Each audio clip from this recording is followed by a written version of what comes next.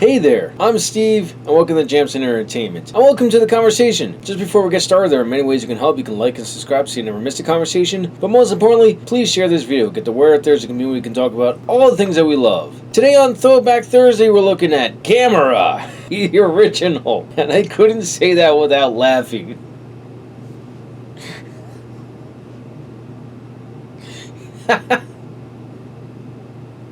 So... a friend of mine on Facebook who is a fan of Japanese kaiju movies, I was talking to him and I said I was reviewing old monster movies and that this was on the list. He asked me which version. I was like, I don't know, the original? And he said it was bad. He didn't mention it was hilariously bad.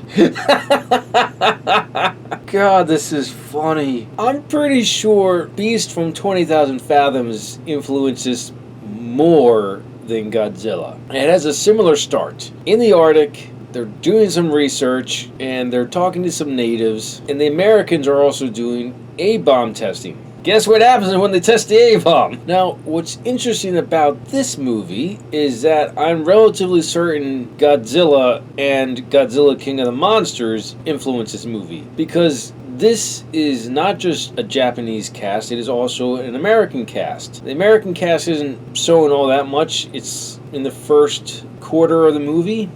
And the American cast is terrible. They can't act or save their lives. But speaking of the cast, this movie is starring, and I'm sorry if I mispronounce these names, Eiji Funakashi, Harumi Kiritachi, Junichiro Yamashita, Yoshiro Uchida, Michiko Sugata, Yoshiro Kitahara, and Jun Hamamura. And I'm looking at the American cast, or at least the English-speaking cast, and you have, well, they're listed very oddly. So most of them are just a name. But the first one, Abdo Apane, or Apanai, sorry if I mispronounced that, Richardson, Strahan, Ranson, Hank Brown, Hartman, and Gunter Braun. Okay, that just made this movie even goofier. They're not, I mean, unless they only go by those names, which is entirely possible. So, I mentioned how I like seeing Godzilla, and we'll just do an extension of big monsters destroying cities, and I don't mind seeing how everything's done. But in this case, it's painfully obvious how everything's done. They use so many miniatures. I mean, it's done well. It's not done horribly, but it just doesn't age well. And it just looks so goofy. I can't take it seriously. I was laughing through most of this movie. Gamera himself, okay, so the effect where he's flying, it's just hand-drawn animation, and it just looks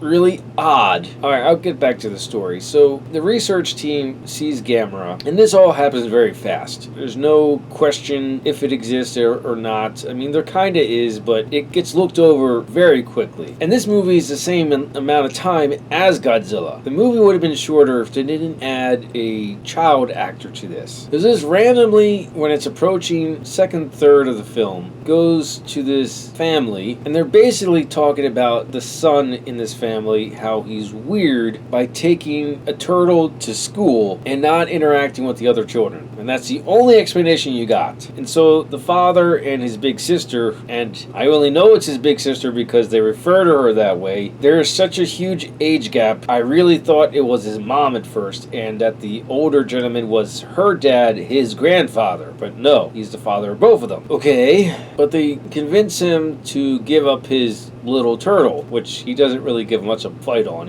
What happened is exactly how I thought it would happen, because as soon as he gives up his little turtle in the wild, he says we'll see it tomorrow, and then Gamera appears at the cliff that he's put his turtle at. He's like, oh, my turtle Pee-wee's turned into Gamera! It's like, I knew it. I went into this movie with a little bit of knowledge about Gamera. I know that for some reason he has affinity for children, because at one point, the kid's character's name is Toshio. At one point, he goes to the top of a light tower, of a lighthouse, which gets destroyed by Gamera. We've seen that before. And the kid's dangling by the metal fence that's at the top of the lighthouse. And Gamera saves him and safely puts him on the ground. Just randomly does it. There's no rhyme or reason to it. Much like there's no real rhyme or reason why this kid needs to be in here. He serves no purpose to the story, and yet he's here. And he just causes trouble. Not real trouble, but trouble enough. On the other hand, the research team is trying to figure out how to take care of Gamera. They've come up with these freezing bombs, but they only last for 10 minutes. That plan doesn't work. And then they talk about Plan Z or Z Plan. They don't tell you what Z Plan is, and I'm not going to tell you either, but it's fantastic. This movie is bad, but it's enjoyably bad, and I haven't watched a movie like this in quite a while, and I'm so happy that I saw it. I'm looking forward to the other ones, which are coming down the road. Right now, I'm going to hold off on giving a rating, but right now, it's looking pretty good if it keeps up this goofiness. Those are my thoughts on the original Gamera. Let me know your thoughts in the comments below. Thank you for watching, and live your imagination.